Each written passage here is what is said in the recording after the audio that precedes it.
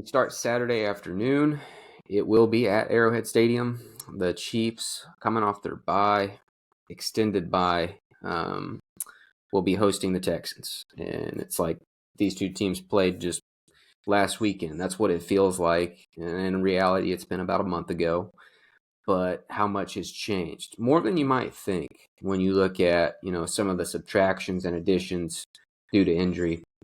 Kansas City is 8.5-point favorite right now per DraftKings. The over/under 41.5. I see those numbers, boys. I immediately think odds makers not expecting a lot of points out of the Texans. And to be honest with you, Matt, it's hard with the news of Joe Mixon, who apparently got injured in practice on Wednesday and today did not practice. He enters the game questionable. It's hard to imagine a scenario where they can put up enough points to win this game. What exactly is the nature of the Joe Mixon injury? Is it an ankle, a knee? What are we talking? It's an ankle, which is something that he's been dealing with all year. He injured that ankle week 2, and I don't know if it's the same one, but I do know there were reports that it's kind of lingered throughout the whole year, so it wouldn't surprise me a bit.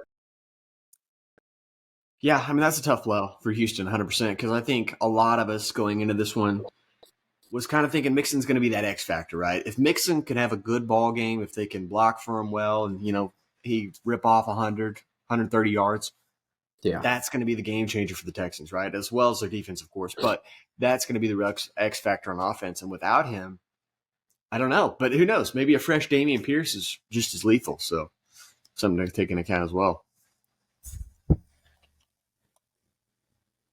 Yeah, I mean, without Mixon, he's really what makes their offense go. And without their play action passing game kind of going off of that, with the kind of year that CJ Stroud's had, with all the kind of injuries they have at the receiver position, I mean, they've really got almost no talent left in the skill position room. I mean, assuming even if Mixon does play, he's not going to be close to 100%. He's going to be pretty hampered.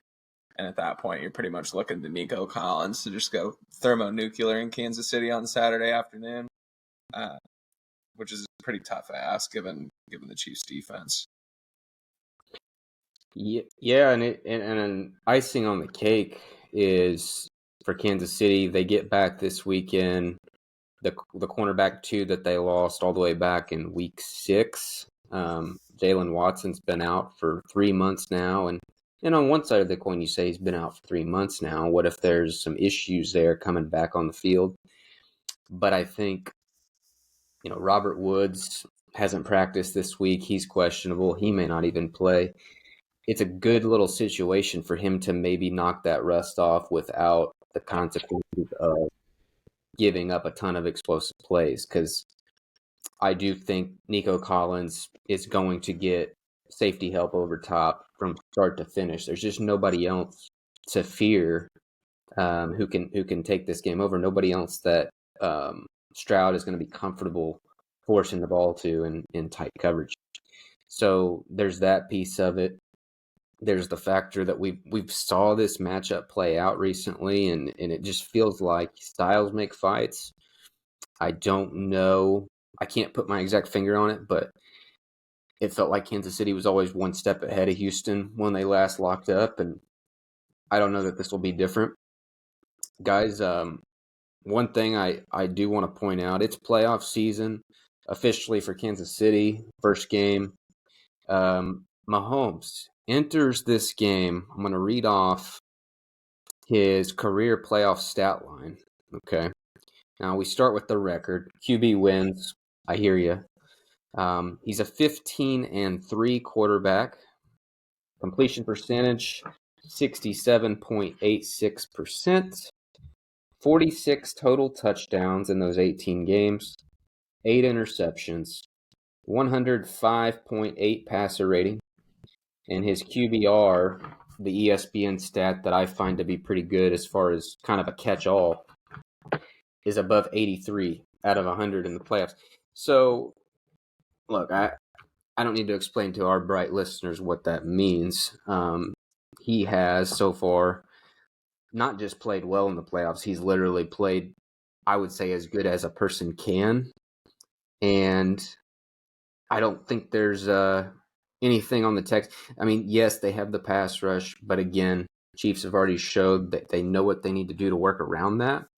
The big question, Matt, is who's going to be starting at left tackle, and does that create some sort of issue, or is it something that works out for the better because you get to move Tooney back inside at guard? And I don't know what you feel on that. Do you have a take on what you think they should do, or is it just kind of, I trust Andy, we'll figure it out? Yeah, I mean, I think I typically land on that side of things usually when it comes to the Chiefs. If it were me, though, I probably would just let's go ahead and throw Tooney over there, right? He's, I think, honestly, for the money, one of the best linemen in the league, right? Now, that's who I would put there. A little tried and true. We can, a bank on that a little bit more than, maybe a Humphreys or something like that. That's how I feel personally. I don't know if you guys have a take on that per se. I don't know. Tooney's safe to me. Matt, I'm kind of right there with you, to be honest. I know it's a little less than.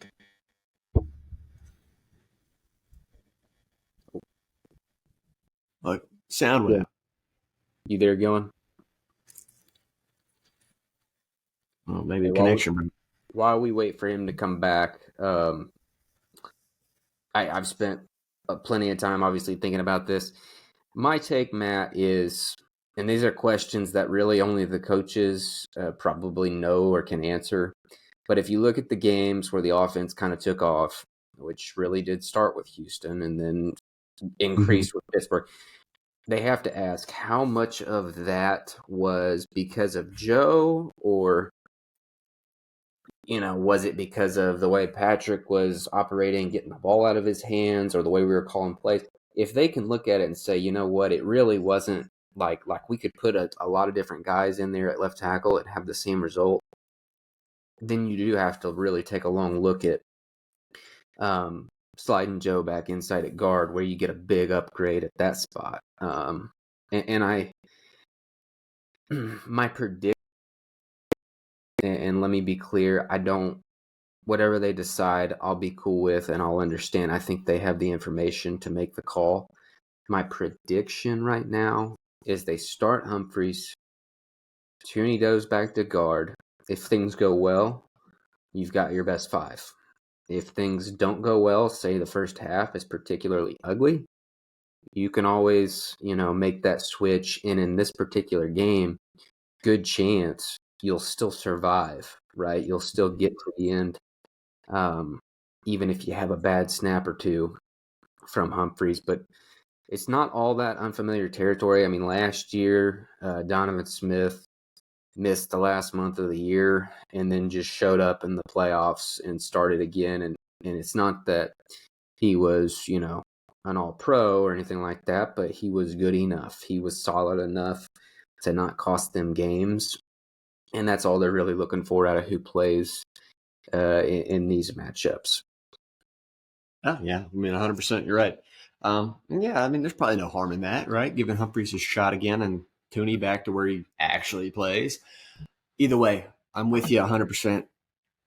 Whatever's necessary, they'll find a solution and find a way, right? So, yeah, I see it as it's going to be, in my opinion, Tooney moves back to guard, Humphreys at tackle. If it does flop massively in a situation where it's having consequences on the game, I think they'll make the switch back.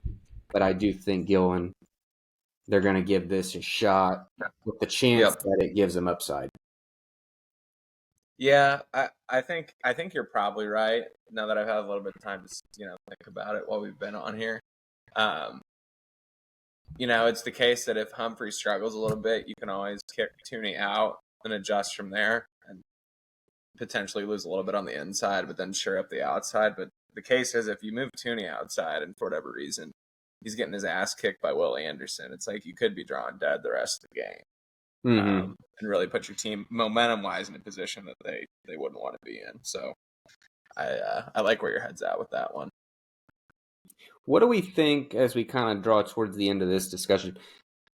Houston, not the coldest place in the country by any means, and I think right now their climate's in the 50s, generally speaking, for highs. They're coming into Arrowhead. It's going to be quite cold. In fact, let me just take a quick look at the latest update. Looking like it's going to be cloudy, maybe somewhere in the low 30s to high 20s. It's a freezing game. Do we think, Matt, that actually will matter at all, or is it just not quite cold enough for it to be a factor? I never really think about it like that. I think we don't really factor in the fact that Texas is kind of they're warm weather teams, and I can't even think off the top of my head the last time they played a cold one. Well, and they're a dome team too, even on top of that. Right. Yeah. Yeah. I mean, it could be a factor. I mean, I think they've gotten a little lucky according to the forecast, right? Because I believe, a day or two later, it could be like borderline, not quite the level of the Dolphins game, but incredibly cold. Yeah. So I think I could see it being a factor for sure. Just another thing to add on top of the things that they already have to deal with. Yeah. Yeah. Cold weather, your run game's already going to be suffering. It's just a lot of little things stacking up that aren't going to bode well for the Texans on Sunday. And, the Chiefs aren't perfect by any means either, but they've been through a lot of adversity, and they kind of, unlike the Texans, they've been around long enough in these situations that they kind of know how to work through what their shortcomings are and work with whatever elements are going to face them. Versus the Texans are pretty unproven when they're faced with anything less than, the perfect situation. Yeah, Houston really, guys, in this year has won. I guess you could count last week, obviously, the playoff win, but in the regular season, one marquee win early on in the year against Buffalo. And it's been a lot of less than since I think the last key point that's been thrown around that we need to discuss, and I'll let it lead into my pick. The rest versus rust, a tale as old as time. And I think, of course, there's a chance that plays out on each side of the coin. This is not the first time that Andy Reid, Mahomes' team, has took Week 18 off and received the bye. The last time was 2020, and they played a Cleveland team that was pretty hot with Baker Mayfield and those running backs, and they jumped out. Actually, they came out of the gates fast, jumped ahead a couple touchdowns, and Mahomes had the whole choke out. Yeah, and it just kind of threw off the whole energy of the game, obviously. But they came out hot, and that's what I'm expecting. With everything we've talked about, the matchup, the guys getting healthy. Chris Jones says he feels as good as he has, in a long, long time. I think they come out hot, and if anything, maybe pull the reins back a little bit. I know a lot of people are going to be pulling for the Texans in this game, and I understand. I would challenge them and say, let's think about entertainment value. If you want a really great AFC Championship game, the Chiefs need to win this game, and then whoever wins Sunday night, you're going to be in for maybe the game of the year. So yeah. Anyway, I think it's hard, guys, and I'm scared about how confident we are, but not that much. I went with the Chiefs 31, Texans 13. I think they really are in complete control of this game, Matt, and yeah, that's that. Yeah, hey, I got no qualms with that analysis. I'm hoping for something similar, and yeah, like you said, the rest versus rust. That's going to be the big question mark that everybody's saying. Have they waited too long? And the thing is that a possibility? Absolutely, but like you said before, the Chiefs have been faced in the situation before. They've been kind of regulars in the postseason here for a while now, 6-7 years, where it's they know what to expect, they know what to do, they know what to prepare for, to get ready, in pretty much any situation. I feel like so as long as they stay healthy, as long as they stay focused, and can dial things in, they'll be just fine. Better coach, better quarterback, and honestly, I mean, I'm not the Texans. I don't know which Texans we're getting. Right, they look pretty dang good last week, but prior to that, they look like a team that shouldn't be in the postseason. So that'll be interesting to see what happens, especially considering all the injuries we mentioned before. I have a similar score, Brian. I have the Chiefs winning the game 32-18, actually. Caius? I'm kind of right there with you on margin of victory. I think it's going to be just slightly lower scoring because I think think Kansas City is one of those teams that's really smart. And once they see that a game's in hand, they're pretty much going to call off the dogs from allowing teams to pick up anything additional on film going into the AFC Championship game. They're going to be pretty smart about something like that. And so I've got it Kansas City 24, Buffalo. Kansas City 24, I hope, man. Houston 13. 34-13. Cool. Yeah, so, and that seems to be the consensus around not just our pod here, but a lot of things going. This feels like the most predictable game, but that's why they play the games. We'll